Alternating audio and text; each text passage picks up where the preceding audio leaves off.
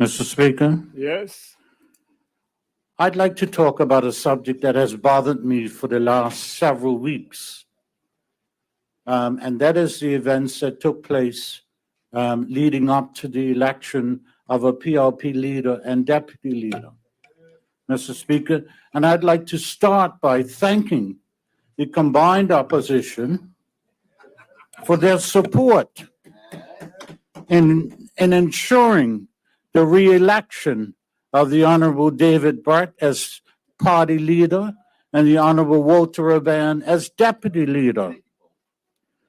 Mr. Speaker, by combined opposition, I mean, and I refer to the OBA, of course, who can't help themselves in situations like this, the Daily Rag, and all those anonymous bloggers and letter writers who attempted to influence our internal election.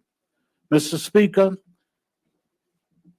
I've been involved in representational politics since 1998. That's a long time. But I've not seen any maturity on the part of the opposition in poking in other people's business. Mr. Speaker, we haven't changed any law in this country regarding the Constitution and the election of party leaders, not on this side or that side.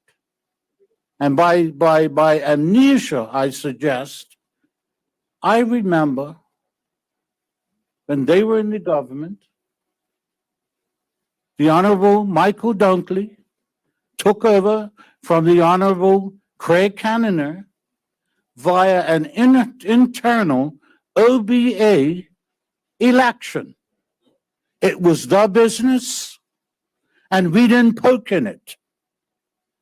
We don't know how they went about it, and we have not changed the process that we use in order to elect a party leader.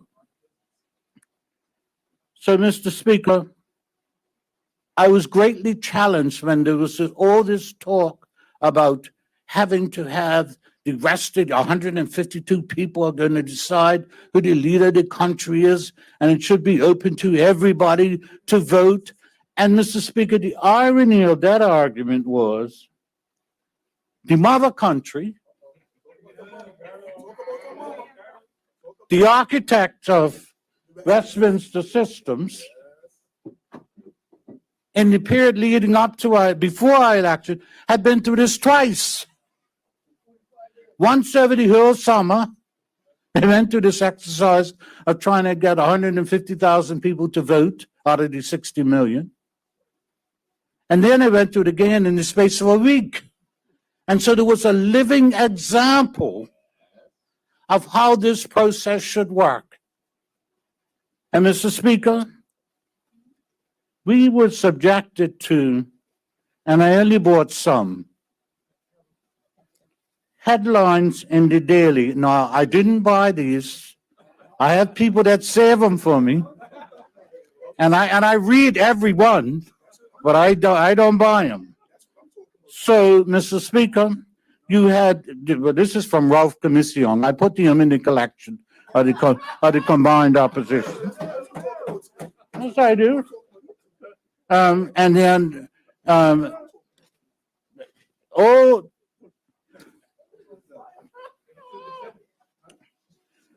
I'm not using that. I'm gonna make a point. Khalid Dwasi was on a Hill campaign, and the collection of people that write editorials for the Daily were on their own campaign too.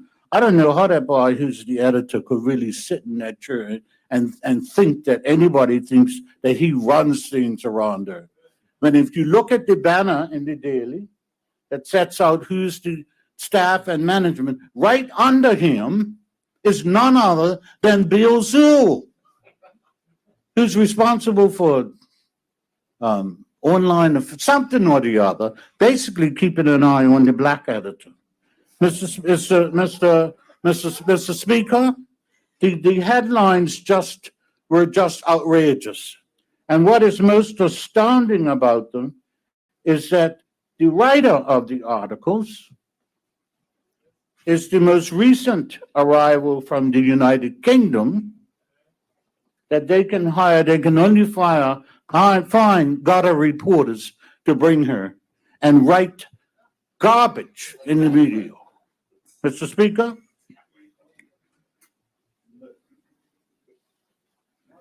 I don't really want to get started on the Daily Reg because that's a rabbit hole I don't want to go down. But having said that, I do want to comment on this suggestion that every member of the PLP was required to sign an MOU pledging leadership to the leader. Mr. Speaker, nobody in this country is that stupid. Nobody. You're going to pledge.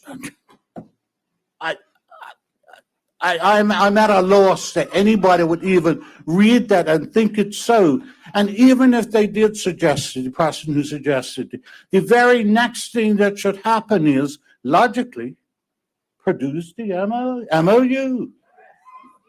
That's easy. Produce the document. Not a sign of it, Mr. Speaker. Not a sign of it. And it's a sign of the level of disrespect and disbelief that Black people have any integrity. Mr. Speaker, everybody in this party mentally signed a pledge, though, and it's to the Progressive Labor Party and the beliefs of that party. That's what we believe in. So no matter what leader is in charge, and this is the, fifth PLP Premier? This is the fifth PLP Premier. I have served in the cabinet of every PLP Premier. And I can tell you, Mr. Speaker, all of them have their own style and their own way of doing things, but one thing that every single last one of them insisted upon from the ministers of their government and the members of their caucus was that we were true to every platform we produced. Every platform. And this premier, probably more so than any of the others, has been just unrelenting. And I know, I'm trying to be polite. Unrelenting in his interrogation of his ministers about where we are at in terms of the platform that we promised. I call it a book of promises on the doorstep in my district. And I say to them, and when people say, we're not doing what we're supposed to be doing, I say to them, what are you talking about?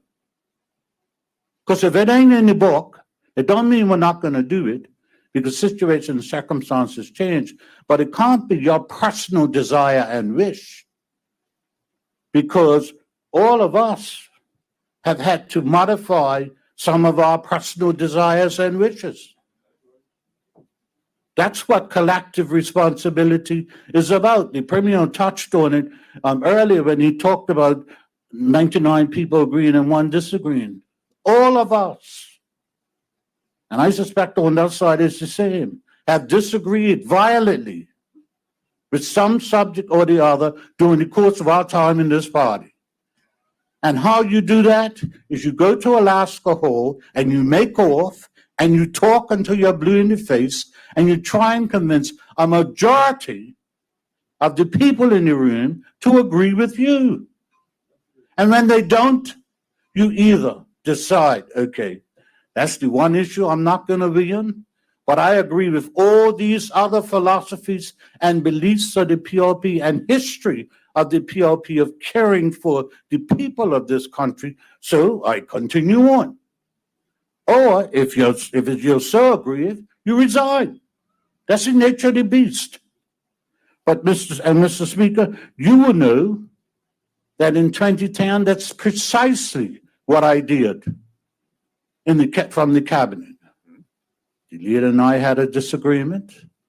And this is the first time I've ever spoken about this publicly, and I'm not going too far down that rabbit hole because it's something I did voluntarily.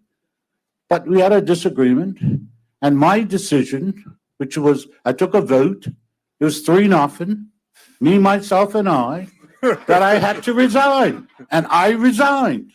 And I went quietly into the night. I didn't go anti-PLP. I had a dispute. And my assessment of that dispute was that I had to remove myself from that circumstance. And I did so. But I still voted PLP. I still supported the PLP. And I still believe, well, I'm here today. So obviously I got over that challenge, Mr. Speaker. But the point that I really want to make is the opposition and the combined opposition. I'm going to give this advice for free. If you make a recommendation to us, we are going to do the exact opposite. Just on general principle alone. Yes. You know, well, I didn't speak on your reply, but I underlined one item in the book, and I'll show it to you. And at some point, I'll speak about it because I can't tonight, Mr. Speaker. Now, let me address the accusations of the Premier being a dictator. The only dictator that is world famous as far right now is Putin. And I can assure you that no PLP leader would ever try to be a dictator. They might be a taskmaster, but they're certainly not going to be a dictator. And the fact of the matter is that the same people that are accusing you of being a dictator are the very same people that have accused every PLP premier of being a dictator and not knowing what they're doing, from Dame Jennifer to Alex Scott to Dr. Brown to Paula Cox to Mark Bean and now to David Burch. So why would we, and everybody in this room has an ego the size of this room. So with that, and everybody is generally well known, I can't even begin to process. Well, I discount myself completely because there's no way that I'm going to have any. Can I tell them? Yeah. Okay, so I had two requirements, two prerequisites in order to accept a ministerial post in this government. Huh? Yeah, and I said, the Premier said, what's that? And I said, you're sending me to Public Works. You cannot send anybody to tell me how to do my job. You ask me to do something, I'm going to do it. And you leave me to it. And the second thing is that you cannot ask me to go to Government House more than once to get sworn in. I've been more than once, so he owes me big time. But the thought that, first of all, forget politics and forget PLP and forget OBA. Let's just deal with black Bermudians who all think we're special. None of us are ever going to accept dictates from a dictator. And I can say, without fear of contradiction, that we've not seen dictatorship around here, except for when the OBA were in charge. That pathways to status, you were hell-bent. You talk about not hearing and not listening. You have to have your ear to the ground. And the reason why I oftentimes say to my cabinet colleagues and my caucus colleagues, I don't know what you're talking about. When you say that people are against us, people are up in arms. We had protests today. There were 3 people downstairs. I don't have a clue what they were protesting. And neither does anybody else, I don't think.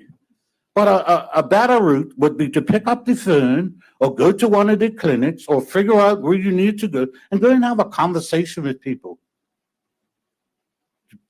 anyway, I ain't getting on that rabbit hole. But the fact of the matter is, Mr. Speaker, Bermudians are not made to accept a dictatorship. And the fact that you never said that, you never called Michael Dunkley a dictator. You never called any white leader in the OBA a dictator. But they made decisions, whether you liked them or not, and carried them out. But it's your responsibility. This thing called the Bermuda Constitution sets out the terms and conditions and authority of the Premier. We have not changed one thing. We've only changed one thing in this book in 22 years. Okay? That's right. Single seat constituencies. That's the only thing we've changed. Everything else, Jones one says he needs to drop down the arrow. He done the same thing under the same rules.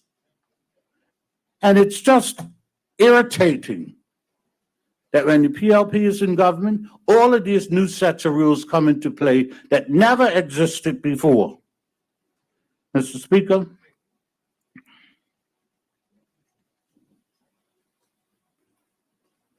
now, I admit that the combined opposition's campaign of information or disinformation about the PLP and its operations and its leader, this leader, have convinced some people in the country that what they believe is so. Because people on the doorstep say to me, and people in the street say, the Premier has to go. And I say, okay, great. Why? And there are crickets. Oh, he just has to go. I don't like him. He's too arrogant. Really? What do you call a strong white man? A strong individual, opinionated. You call a strong black man arrogant. At the end of the day, Mr. Speaker, you would know that I am a special kind of animal. That I don't consider myself a politician. I consider myself a parliamentarian because I'm going to tell them the truth whether they like it or not. But I also believe that the people of this country actually appreciate it and would much rather that we got along, but I don't think that that's a reality because the definition of working together, the OBA definition of working together, is you must do as I say. Otherwise, I'm going to stand on the floor of Parliament and criticize everything that you do. The other thing that, of course, is correct. And the other thing they've accused the Premier of is consolidating power because it's the Premier and Minister of Finance. What are you talking about? The last Premier was the Premier and the Minister of National Security.